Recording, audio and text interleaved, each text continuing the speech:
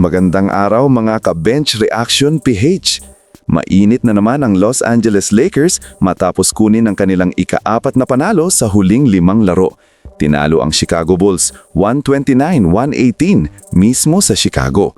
Isang statement win ito para sa Lakers at sa gabing to, malinaw kung sino ang nagdala ng team, si Luka Doncic. 46 points, 11 assists at 7 rebounds para kay Luka, kabilang na ang kanyang ika-8 40-point game ngayong season. Kasabay nito, solid din ang suporta mula kina LeBron James, Rui Hachimura at ng buong Lakers unit sa isang halos perpektong offensive night. Pero higit sa stats, kitang-kita ang kontrol niya sa laro. Kada possession, siya ang nagdidikta ng tempo.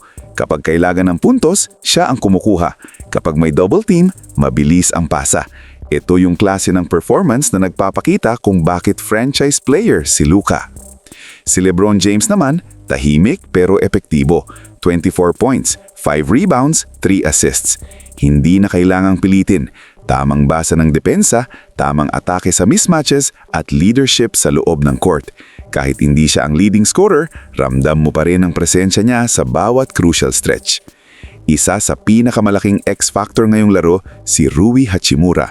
Fresh off his fourth quarter heroic sa Dallas, uminit ulit si Rui sa Chicago. 22 hanggang 23 points sa halos perpektong shooting. 9 of 11 mula sa field.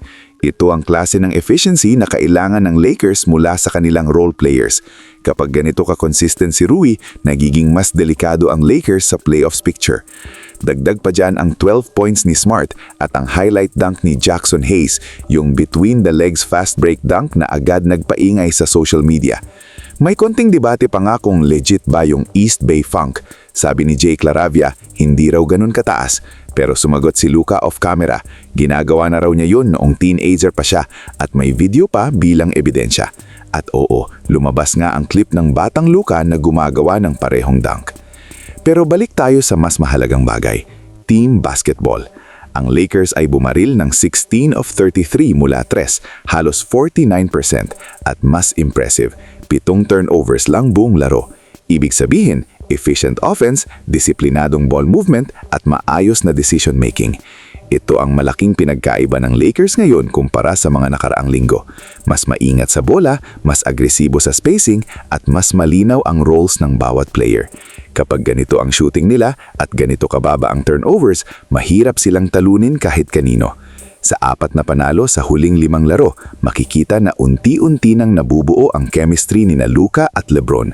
Si Luka ang primary engine, si LeBron ang stabilizer, at sina Rui, Smart at Hayes ang nagbibigay ng energy at finishing. Kung magtutuloy-tuloy ito, pwedeng maging turning point itong stretch na ito ng season. So mga ka-bench reaction PH, malaking panalo ito para sa Lakers. 129-118 kontra Bulls. Monster game kay Luka, efficient night para sa buong team, at malinaw na improvement sa ball security at shooting. Ngayon, tanong ko sa inyo, sa tingin nyo ba legit contender na ulit ang Lakers kapag ganito ang laro nila? At para sa inyo, mas mahalaga ba ang scoring ni Luka o ang mababang turnovers ng team? I-comment nyo lang sa baba ang opinion nyo. Kung nagustuhan nyo ang ganitong klase ng breakdown, huwag kalimutang mag-like, mag-subscribe at i-share ang video na to. Ito ang Bench Reaction PH. Kita-kits sa susunod na upload.